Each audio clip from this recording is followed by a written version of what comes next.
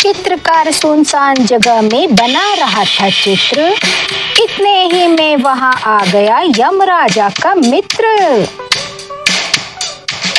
उसे देखकर चित्रकार की तुरंत उड़ गए होश। नदी पहाड़ पेड़ पत्तों का रह न गया कुछ जोश। फिर उसको कुछ हिम्मत आई, देख उसे चुपचाप बोला, सुंदर चित्र बना दूं, बैठ जाइए आप। उकड़ू मुकड़ू बैठ गया वह सारे अंग बटोर। बड़े ध्यान से लगा देखने चित्रकार की ओर। चित्रकार ने कहा, हो गया आगे का तैयार, अब मुंह आप उधर तो करिए जंगल के सरदार। बैठ गया पीठ फिराकर चित्रकार की ओर। चित्रकार चुपके से खिसका जैसी कोई चोर।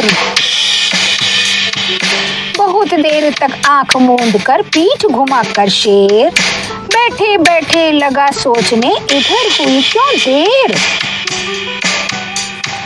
झील किनारे नाव थी, एक रखा था बांस। चित्रकार ने नाव पकड़कर ली जी भर के सांस। जल्दी जल्दी नाव चलाकर निकल गया वह दूर। इधर शेर का धोखा खाकर झुंझलाहट में चूर।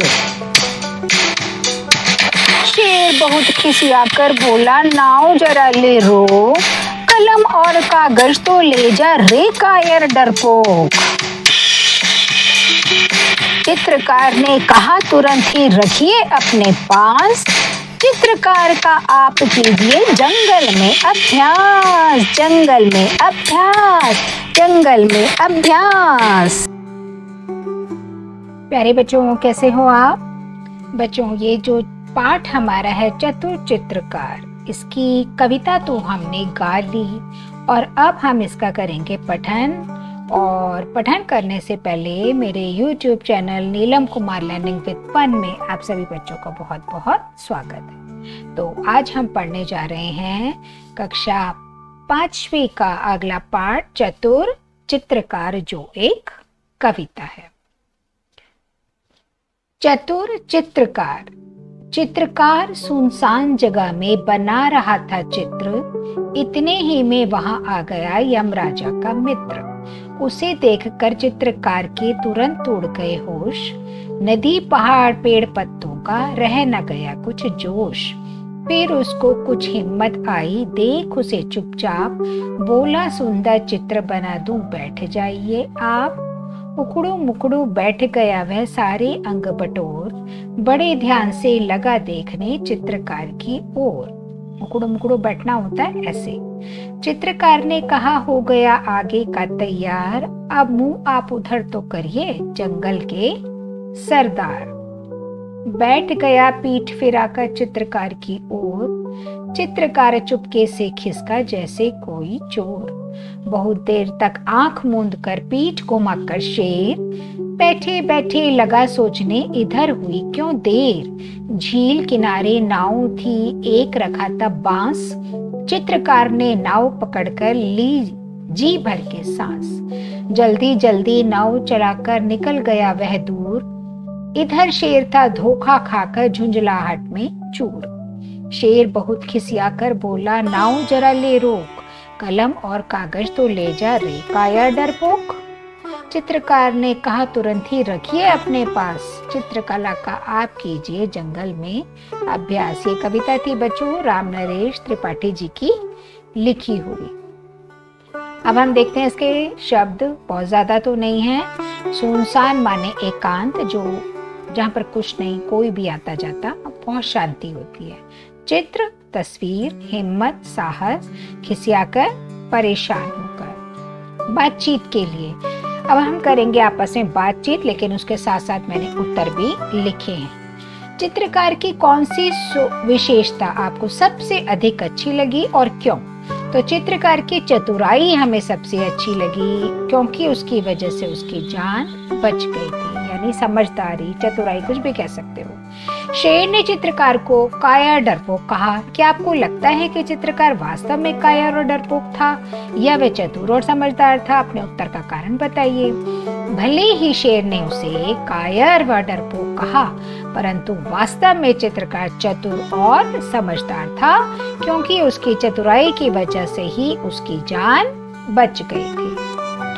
आपके अनुसार ऐसे कौन कौन से कार्य हैं जिनका निरंतर अभ्यास करने से उसमें कुशलता बढ़ जाती है, यानी हम परफेक्ट हो जाते हैं? तो हमारे अनुसार ऐसे कार्य हैं जैसे पढ़ाई करना, जितनी पढ़ाई करते हैं उतने अच्छे हो जाएंगे। किसी वाद्य यंत्र को बजाना, कोई भी वाद्य यंत्र, चाहे हारमोनियम हो, सितार हो, तबला हो, कुछ भी बजाए, गिटार हो, तो हम बार बार बजाते हैं, अभ्यास करते हैं तो हम पारंगत हो जाते हैं। गायन, नृत्य का अभ्यास, हस्तलेखन, हैंड राइटिंग, हम जितनी लिखेंगे, जितना करेंगे अभ्यास, उससे हमारी राइटिंग जो है वो अच्छी होती जाएगी।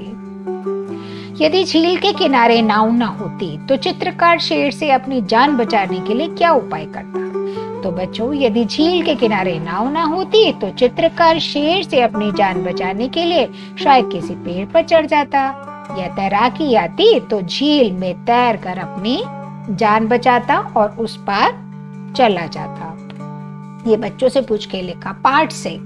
नीचे दिए गए प्रश्नों के सबसे उपयुक्त उत्तरों पर तारे का चित्र ये बनाइए, लेकिन तारे के चित्र की जगह मैंने टिक लगा दिया है। चित्रकार ने जंगल के किस स्थान पर चित्र बनाना शुरू किया? तो सुनसान जगह पर। यमराज का मित्र किसे कहा गया है? शेर को, क्योंकि मार देता है, यानी यम आ गए। चित्रकार ने शेर से अपने प्राण कैसे बचाए? धैर्य और चतुराई से।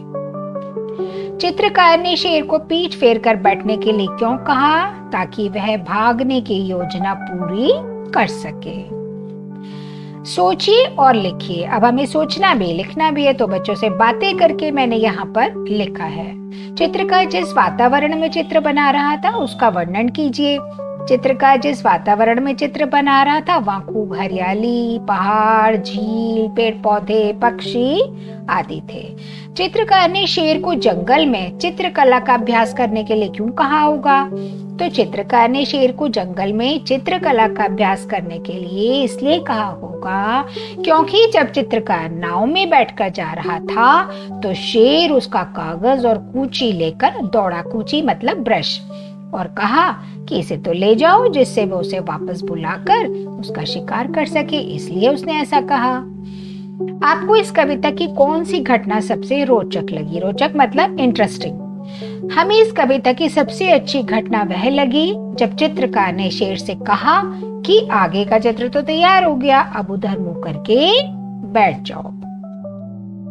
चित्रकार ने शेर से बचने के लिए क्या किया? चित्रकार ने शेर से बचने के लिए बड़ी चतुराई और समझदारी से उसका मुंह घुमवा दिया, जिससे वो भाग सके।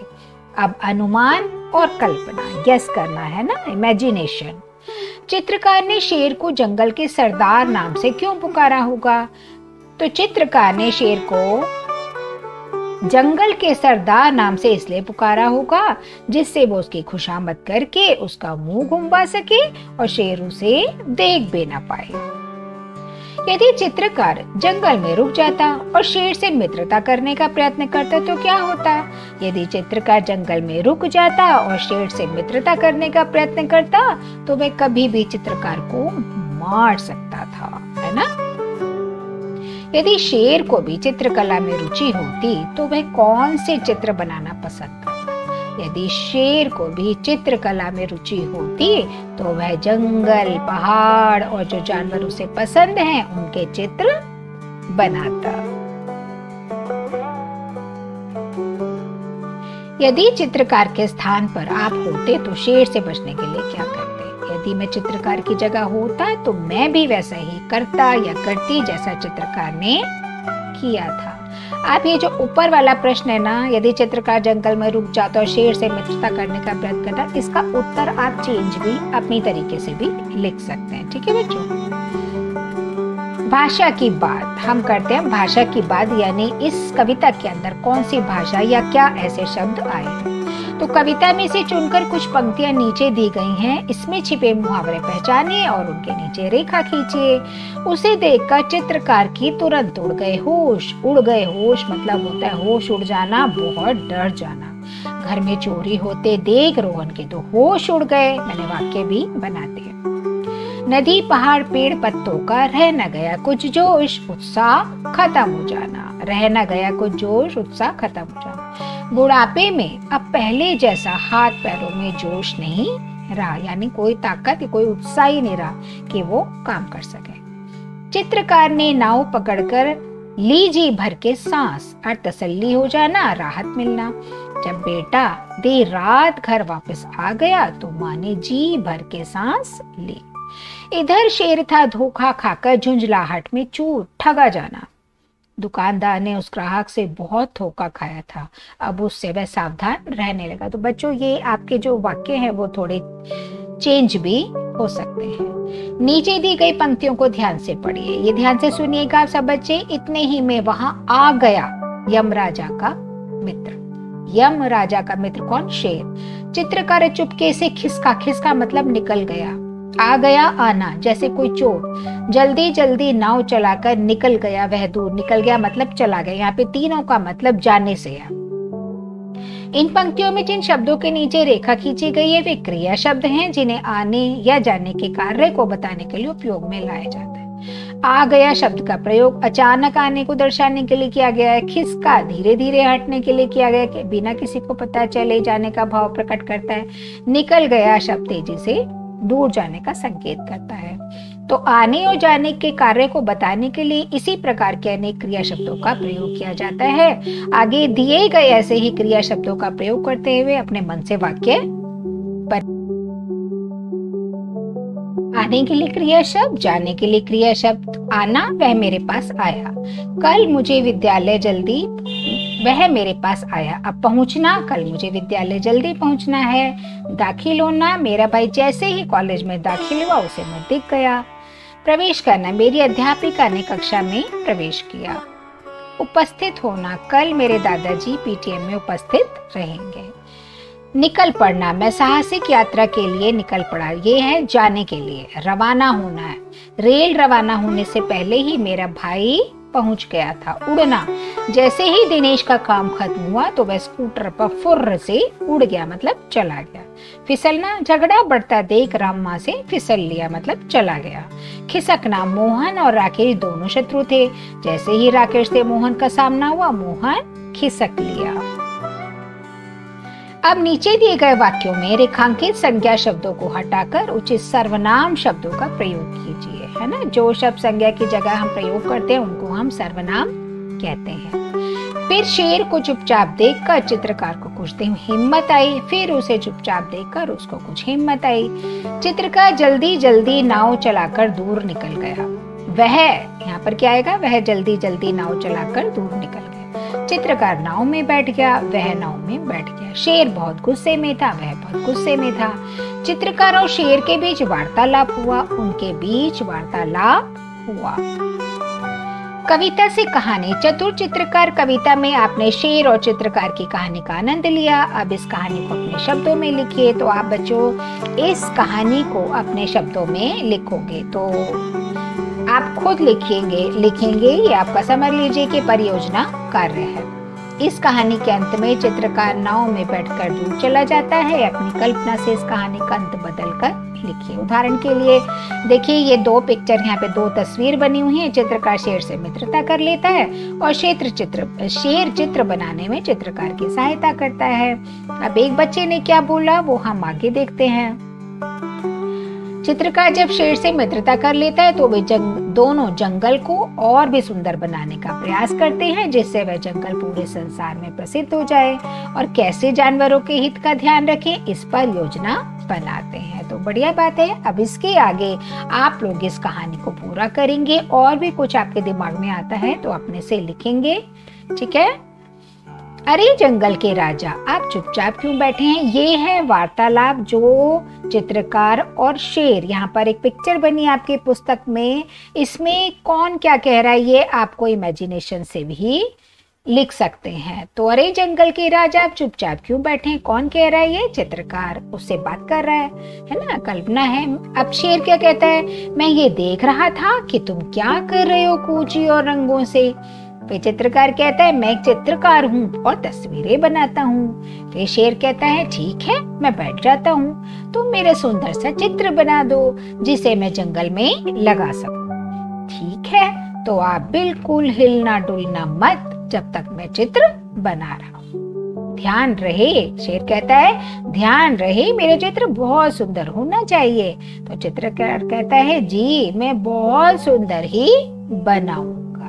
आपके संवाद बच्चों इससे अलग भी हो सकते हैं। आपको जो लगता है कि ये शेर और चित्रकार के बीच क्या बात हुई, तो आप उसको भी लिख सकते हैं। चित्रकार और शेर की विशेषताओं की तुलना कीजिए और उचित स्थान पर सही या गलत का निशान लगाइए। तो मैंने सही के लगा दिए, गलत आप अपने आप लगा लीजिएगा। गुण चित्रकार और शेर। बुद्धिमान कौन था? चित्रकार, ये पहले ही लगा हुआ है। शक्तिशाली कौन था? शेर। डरपोक कौन था? चित्रकार। चतुर कौन था? चित्रकार। डरावना कौन था? शेर। साहसी कौन था? चित्रकार। भोला कौन था? शेर, है ना, उसके भोलेपन की वजह से वो मुंह उल्टा करके बैठ गया था। जिज्ञासु कौन था? चित्रकार। हम जिज्ञासु यहाँ पर शेर के लिए भी लगा सकते हैं कि वो जानना चाहता था कि उसका चित्र जो है वो कैसा बना होगा, और जिज्ञासु चित्रकार के लिए इसलिए लगा सकते हैं कि उसको बड़ी जिज्ञासा थी कि मैं किस तरीके की पेंटिंग, मेरी जो है चित्र है वो बनेगा। ठीक है। अब एक कहानी आपके लिखी है, जापानी लोक कथा, 2 मेंढकों की यात्रा। ये कहानी बच्चों बहुत ही अच्छी है, बहुत रोचक कहानी है, तो ध्यान से सुनिएगा और उसको फिर याद कर लीजिएगा। कई वर्ष पूर्व जापान में 2 मेंढक रहते थे। उनमें से एक मेंढक ओसाका के पास एक खड्ड में रहता था, खड्डा सा, जबकि दूसरा मेंढक क्योटो के पास बहने वाले एक नदी में निवास करता था। निवास मतलब रहता था। एक दिन उन दोनों मेंढकों के दिमाग में एक साथ एक विचार आया। उन्होंने सोचा इस जगह पर रहते हुए हमें बहुत दिन हो गए हैं, अब हमें यहाँ से निकलकर बाहर का संसार भी देखना चाहिए। यह संयोग ही था कि क्योटो के पास रहने वाले मेंढक ने ओसाका जाने का निश्चय किया, जबकि ओसाका में रहने वाले मेंढक ने क्योटो जाने का निर्णय किया। अगले ही दिन दोनों मेंढकों ने अपनी अपनी यात्रा प्रारंभ कर दी। प्रारंभ को आरंभ भी कहते हैं, शुरू भी कहते हैं। क्योटो और ओसाका का शहरों को जोड़ने वाला एक ही मार्ग था। दोनों ही मेंढक उसी मार्ग पर अपनी अपनी मंजिल की ओर चल दिए। मार्ग में एक स्थान पर दोनों मेंढकों की भेंट हो गई, यानी मिल गए। उन्होंने एक दूसरे से हाथ मिलाया और फिर